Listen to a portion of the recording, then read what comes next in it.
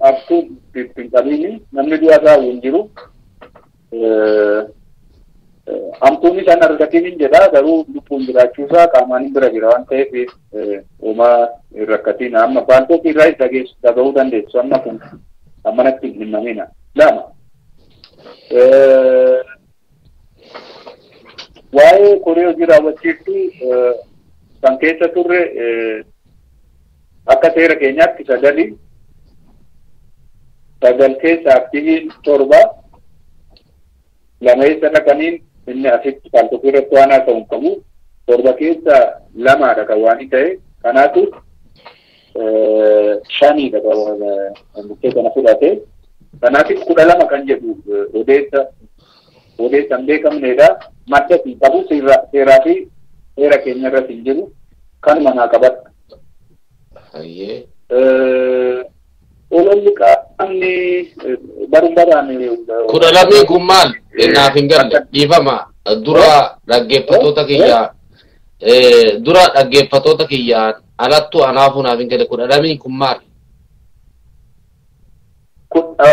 kan inni gaafate maali koree hojii raawwachiiftu 12 jedha kamaalii jedhu. Hayyee koree hojii raawwachiiftuun seera keenya irra jiru daldalii aktiif ta'ee kan hojjetu torba humna seera keenya irra kan jiru kanaaf jechuu barbaadeedha. Inni kaan ittuma dabala. Ani 12 jennaan nama amma gosa afran qalloo keessa seeneetu hin jiraa waan hayyee itti fufu. Okay. Dhugaadha waan yaada'uun namarra jiraatu waa'ee qoqqoodamuu kana amma gara qoqqoodamuutti hin jiru jaallaan namni akkamitti hubachuutti yoo jiraate dogoggora gara mooraa qabsoo Oromoo deebisnee haa ijaarru gaaffiin keenyas kan ammoo didee achi maxxanuu barbaade isatu qoodame malee Oromoo miti jechuudha. Oromoo walitti deemaa jira kan milkeessuu keessatti gufuu waan ta'eedha nuti tarkaanfii kan fudhannu malee waa'ee qoqqoodinsa keenyaa kana dura ture akka deebi'ee uumamu barbaannu kana boodas akkasitti uumama jedhee yaadu dhaamsi kiyya mooraa qabsoo Oromoo dura ijaarrachuu jabeeffachuu haalli kan uumameefis kanumaa jechuun barbaada gabaabaatti. Okay, ulfaadhu galatoomii machicha waan kanarra waan jiru dhaggeeffanna. Machicha jirta takka kana barreesse yoo jiraatte gaaffii sadeen kaate sanirraa waan jette yoo qabaattu taate waan tokko naa okay ni jirta maakiin keetii namni hundi reedirra jira si malee fudhadhu maakii gadakkiseetiin jira ati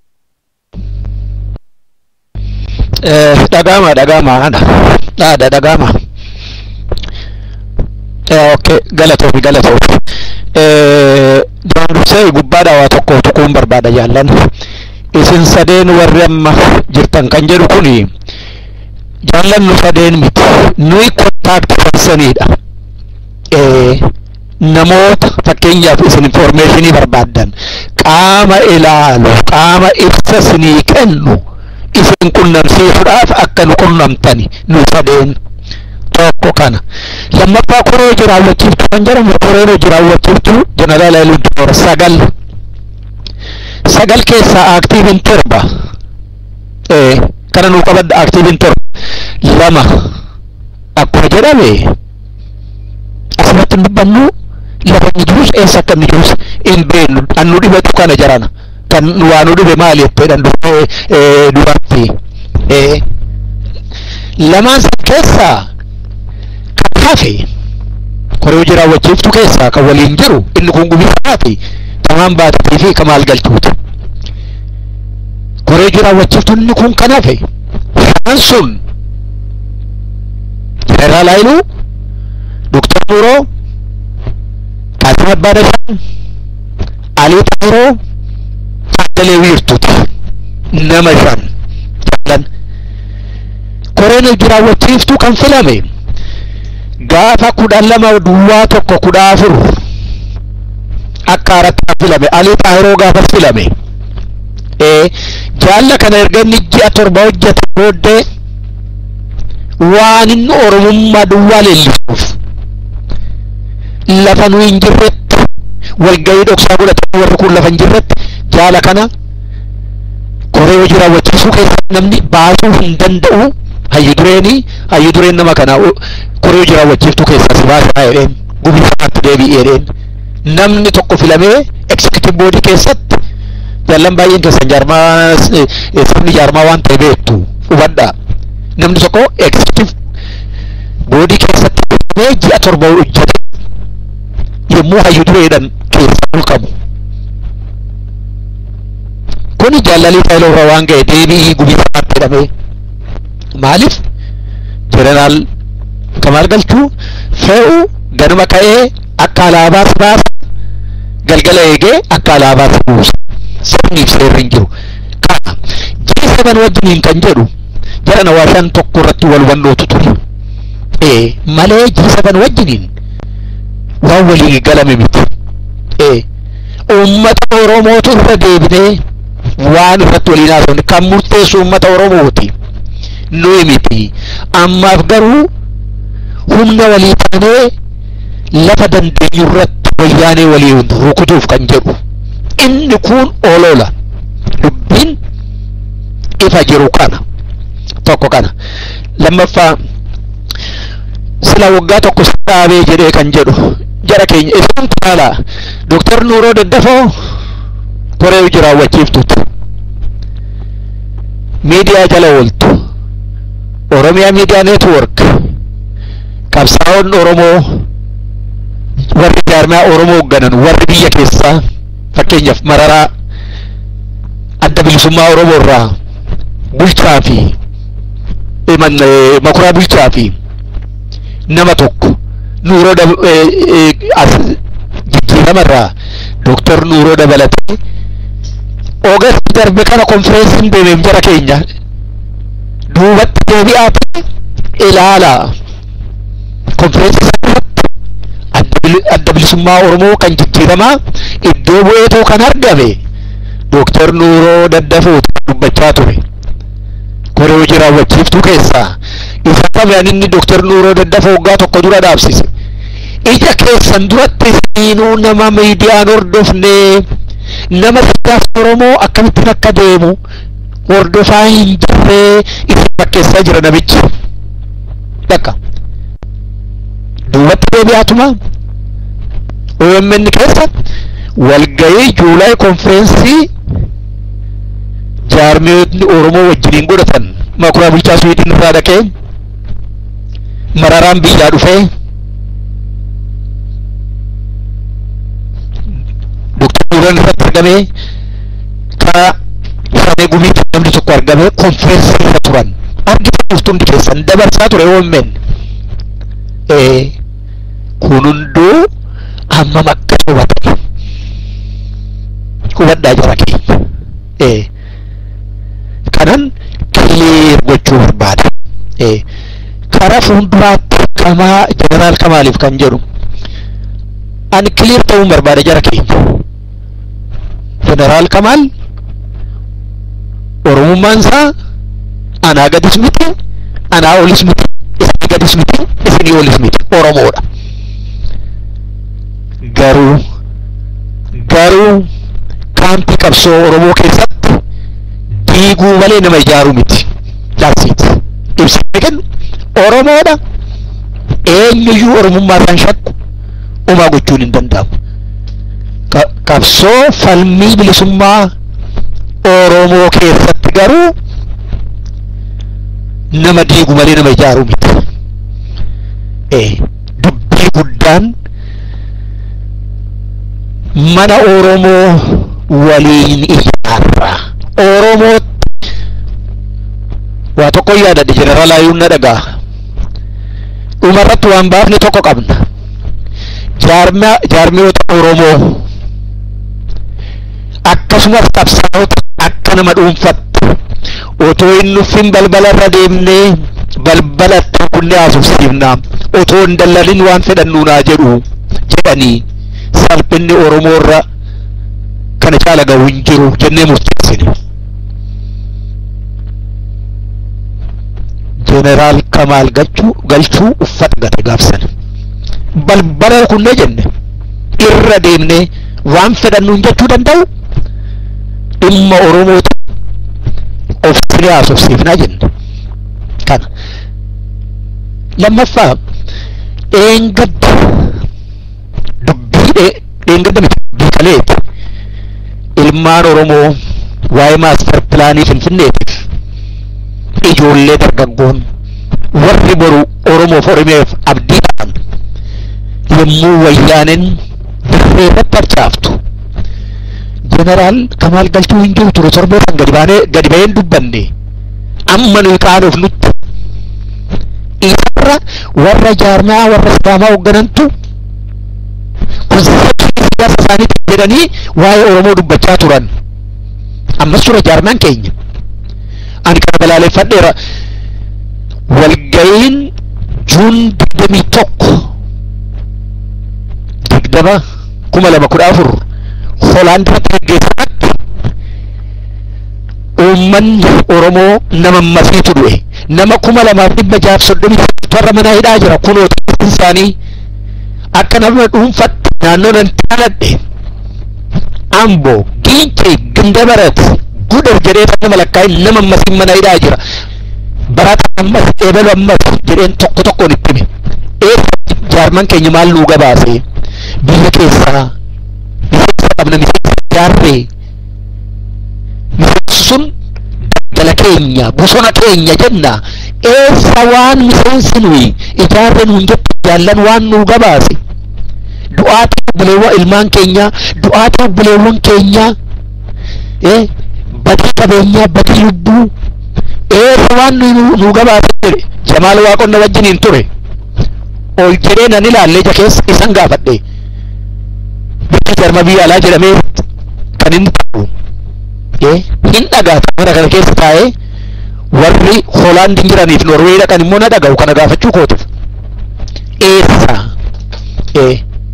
maal hojjeta warri ijaarre jettan maal hojjetan nama keenya du'e kennaa guddaa keenya du'e hidhame eessaan nuu gabaasan maal gochaa irraa jenneen takka quban qabnu waan hojjetan wajjiniin sirbi isaanii nama lamaa isaanii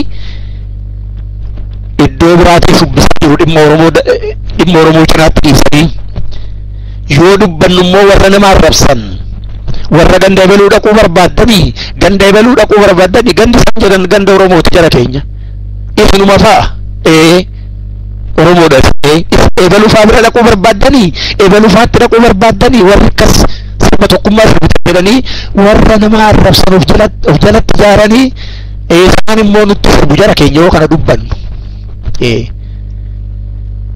kanarratti immoo akkaataan itti faayinaansiin miisiyuusd kanarratti akkaataan itti qabeenyi jawwee liqimsuu malee lafa dhaqeen namatti agarsiifne tokko harka galu sirriitti hin danda'u hin dadhabne gabaasa guyyaa tokko hin qabnu dhugaa walitti fuudhafee dubbiin dhugaa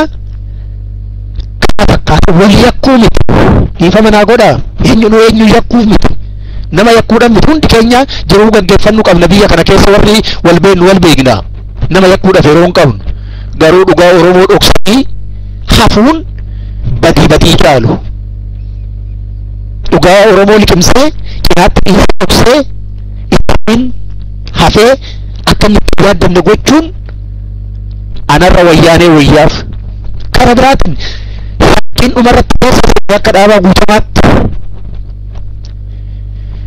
Jeneraal Kamaal ekeraa mallastu boollaa ka'ee nu hooggananatti fakkaate dhiifama naa godha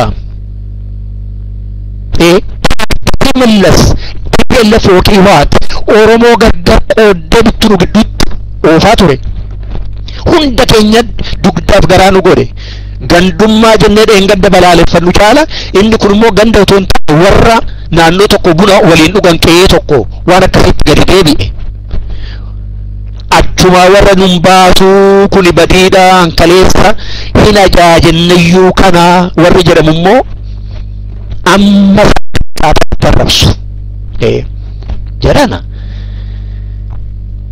ekeraa mallastu bool dhaabee nu hoggana natti fakkaatu kuni aanaa qabadhaa eessa dhaabadheen dubbadhaa karaa biraatiin deebi'ee ekeraan isaa boolla keessa dhufee waan nu hogganu natti fakkaate dhumarratti kanuman jechuu barbaada galatooma daqiiqaa kurna tokko booddeen deemnaanis jeneraala Haayiluunis gaafii qabdan nu gaafadhaa ibsitanii laanna jaallan galatooma. Okay, ayya atis galatoomii yaada hankeeti hundaafu galatoomii jeneraala Haayiluu dhaggeeffachaa turte jirta mee takka barreessi jaasi hin jirta sagalee dhan jirta. Jira. All right. Ni jirta dhaggeeffattee jirta ama gaaffii sadeen dura kaatee taate deebiste irrattiin itti afeere machicha jechuudha. Machishaan itti afeere machicha erga itti afeere booda innis amma yaada isaa qabu kan hunda dubbatee jira. Ammas gaafii biraatu jira gaafiin hin dhumne gaafii saniif obsa qabaadhaa isiniin jaa isin lachuu ni maqa damiina ni maqa gaa hangaan danda'utti ni tattaafadha malee uummata akka rakkoon hin jirtu. Gaaffii biraa jira mallee tan deebi'in tan namoonni biraa gaafatu godhan jira warri gaaffii qabdan takka naa barreessa.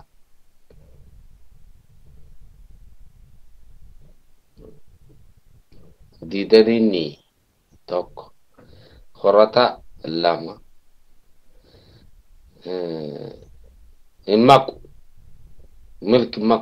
immaku kam caayaan dhaabe odoon hin geggeessin immaku kam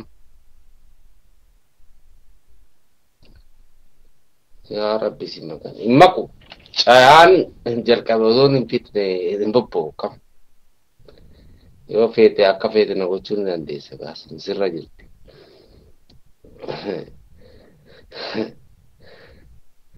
Ani immaku caayaan jalqabee caayaan dhaabe odoon hin fixachiifne hin bahu mana kana keessaa hin bahu. Amma warri gaafii qabdan na barreessaa mee takka mandiisuu tokko kabira bala facaasa kanaan fedhu lakke naaf hin taane lama baaburee sadeen kana tokkoffaa eenyu tokkoffaan uummata kan taane damiina obsi akkuma beenutti ofnaa beektaa akkuma beenutti waatisina amma gabaabdumatti namaan hin dadhabsiifnu gabaabdumatti warri gaaffii qabdan maayikiin keessan isin jaraa sikeettiin jiraan kunoo maayikiin hello hin dhageessaa akkasi warri jeneraal Haayiluu Gonfarraa gaaffii qabdan dafaatii maayikii fudhadhaa. Aadaa bara mirga namaa dhiibaa jirtaati.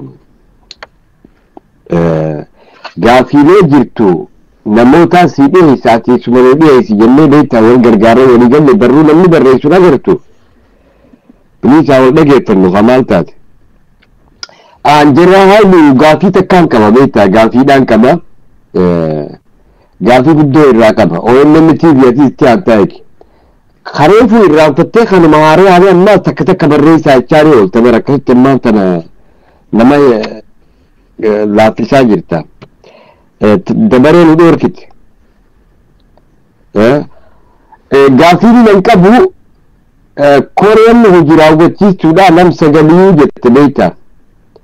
Sagaleen kanaan qabu 11 jettan. Beekte sagaleen nam tokkichi qabu 11 koreen hojii raawwachiiftu immoo namni aktiif ta'ee hojii gaggeessu nam 7 jee beektaa jeneraal Gonfaan nam sagalii waa ta'u nam kudha lamaa waa ta'u duuba duraanuu heera akkasii akkamitti tumtanii yoo heera akkasii jalqaba irratti waalaikum salaam wa rahmatullahi wa barakaatu heera akkasii akka duraan tumtanii jiraattan taate kampaanii nam tokkoo ta'ee akka fe'atti akka isin ajaju duraanii hayyamtanii hin fakkaattu mo'anni macciti jeekanaatiitu soba inni sagalee kudha tokko qabaachuun isin nam sagalii isaa hojii kudhanii takkaa'uu nam torba nam saddeeti hogguu inni tokkichi sagalee kudha tokko qabaate nam tokkoof akkamis sagalee kudha tokko hayyamtan jalqaba hogguu heera tumattan heeraa fi seera dhaabicha keessanii keessattu bifa akkamiini waan kana akkamiin ilaaltan maccichinis naa deebisaa jeneraal Haayiluu Gonfaatiis naa deebisaa galatoomaa gaafiin tiyyatana OMN TV'tti aane warra gaafii gaafatu anaa fi Habiibiyaa Oromiyaa siigee isaati aadaa suuta galatoom. Hayye maikin kiyera gama. Itti fufi. Haasai. Ani?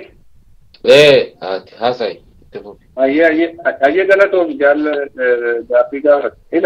Ila nanu ganneechaadha naan gubbaadha jechuudha. Gumii sabaa keessatti sagalee kudha tokkoon qabaa jedhe. Turee hojii raawwachiiftuu keessatti sagalee laman qabaa jedhe. Laala adda baafadhu. Gumii sabaa keessatti sagalee kudha tokko. Koree hojii raawwachiiftuu keessatti sagalee lama. Sila siin jedhe torba aktiviidha lama aktivii miti siin jedhe walii gala torbaaf lama sagal ishii aktivan taane kana kiyyaa jedhama. Kan akkamitti seera keessa jiraayii kan jette hin jiru kan wallabneefu kana bara. Seera keessa hin jiru hin tumne. Kun akkasi dubbiin ittiin. Namoota walitti qabamanii kusee kanaan godhii jedhanii kuseera cabsitanii dhaaba diigdanii dhaaba balleessitanii ta'uu jennu. Kana booda latti kana ta'uu qabaa jedhan. Kuni qaaniidha namatti dubbachuuf nama rakkisa jara na ofirraa dhiisa kana booti sin godhiina seera sin godhiina dhaaba keessa sin jiru jilla qabsaa'utaan hin murtoofne ofirraa dhiisa jennee dadhabne. Kana kadhannee isa amma kanatti deemame egaa wallaalummaadha amma kun diktaatarummaa otoo hin ta'in wallaalummaadha kun wallaalummaarra ka'anii nama tokko sagalee kudha tokko gumii sabaa keessatti sagalee lama koree raawwachiiftuu keessatti. Waan akkasii waan nama qunnamee maraabsummaadhaa kan jenneef kana gabaabaadhumatti akkasitti na hubatti. Baay'ee galatoomaa. Seera keenya keessa hin jiru. Akkasi galatoomaa iyyuu kiyya laala akkasitti deebisiif. Beektaa na cinqanii beektee na cinqaniiti ani odoon isaan kana hunda diimaadhaan ukkaamsee teessisuu danda'u itti gadhiifnaani gaaffii gaafadhaa jennaan immoo natti utaaluu jalqabanii beektee anumaa jalqaban. Namni gaaffii qabu. Namni gaaffii jeneraal Haayiluu Gonfarraa qabu tokko naa barreessa. Tokko fedhuu juunumaa shan naa barreessa. Shan mandiisu. Maayitiin kan mandiisuuti yoo namni biraa fudhate darbamtanii jirtan. Tuni gadaatii yaqa. Maal gootarree? Amma anumaa isin gaggeessu jira. Laafus jabaadhus anumaa isin gaggeessu jira. Maayitiin kan mandiisuuti yoo fudhattan darbamtanii jirtan. Darbamtanii jirtanii ofirratti quba qabaadhaa. Banfeetan.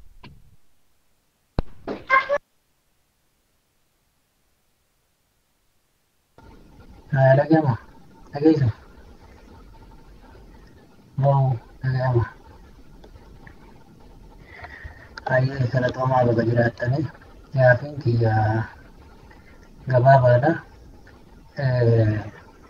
Jeneraal Gonfaaf kan inni dhiyeessu kaleessa akka obbo Tamaan Baatii ibsa saaraa dhageenyetti wanni jara kana hojiirraadhaa muudaniif maalii jennaan ODF waliidhaa qabaa harka diinaa keessa jiraa waan jedhuuf sanin namoota jiraa jechuun barbaadeeti. Nagaam sagaleen nagaisani nageenye raangeedha. Kaleessa akka gaafatametti obbo Tamaan Baatiidha. Maaliif hojii dhaabdanii jennaani waan harka lafa jalaatiin hojii fi hojii waliidhaa qabanii fi hojii diinummaa achi keessaa dhuftaniif laafnee hajuu dhiyeesse. Sanirraa maaltu jiraa jechuu barbaadeeti. Galatooma.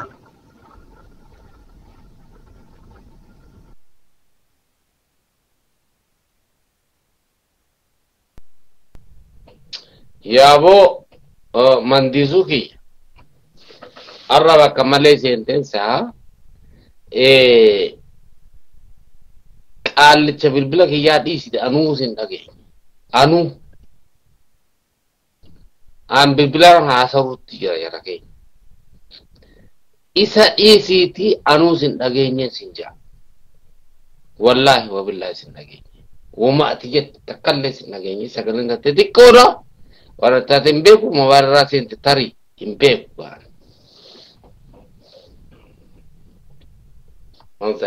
Are you okay today? I'm okay. I'm very good.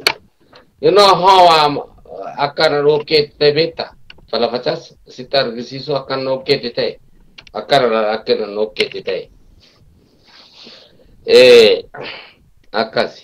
Akasin na beta. Akan okay ante. Akan an okay te akasin na beta. Akas balang kaptutsun. So akas marakon kap. Abo amma namni gaafii naa qabu hin jiru. Jeneraal Haayiluu Gonfaatiif gaaffii maayyiidhaa namni dhiyeessu tokko tokko naa barreessa. Maal rabbi isin godhe boo?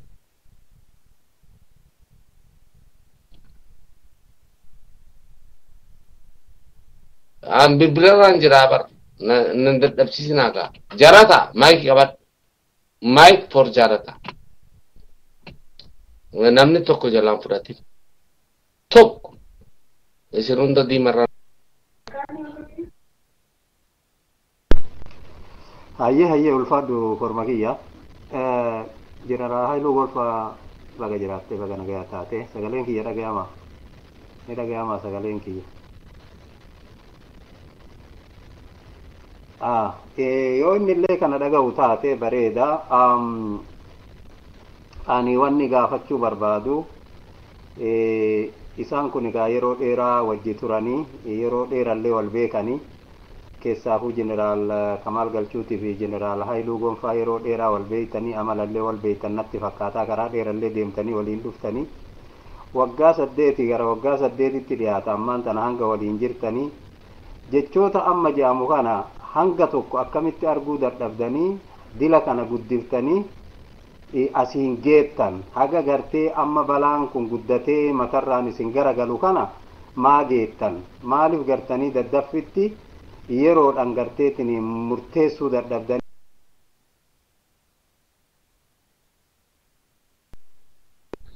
Halo dhageessanii takka naa barreessame jaalata jeneraal Haayiluu Gonfaadhaa sagalee isaan dhageenyee naan jee.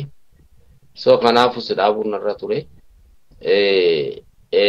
Amma sirraa kaaseetiin itti si deebisa.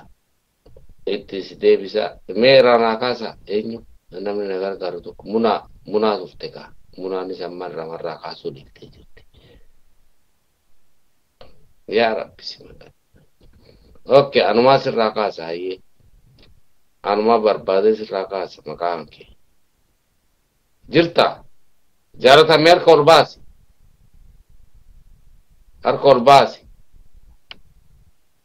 Ya.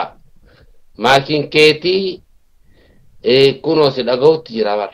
Si dhaggeeffatutti jira. Garuu sagaleen isaa akka barina irraa fagaattee an dhaga'uu hin danda'u jenna rakkise. Sadiifiin okay dhaabeetiin dubbiin isaas akka hin banne tanteetis akka hin banne jeetiin sidaabe dhiifama naa godhi hayyuu kiyya eessumoo kiyya maakiin kee.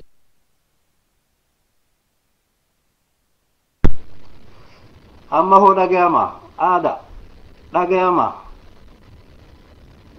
jeneraal Haayiluu biratti dhagayama mee gaafadhu si biratti dhagayama achittoo dhagayama okay bareeda gaafin tiyya gabaabduudha obboleesso gaafin tiyya gabaabduudha wanni ani jechuu barbaadu gartee keessaafuu jeneraal Haayiluu fi jeneraal Kamaal Galchuu yeroo dheeraa waliin jiranii biyyarraa kaasanii waliin jiran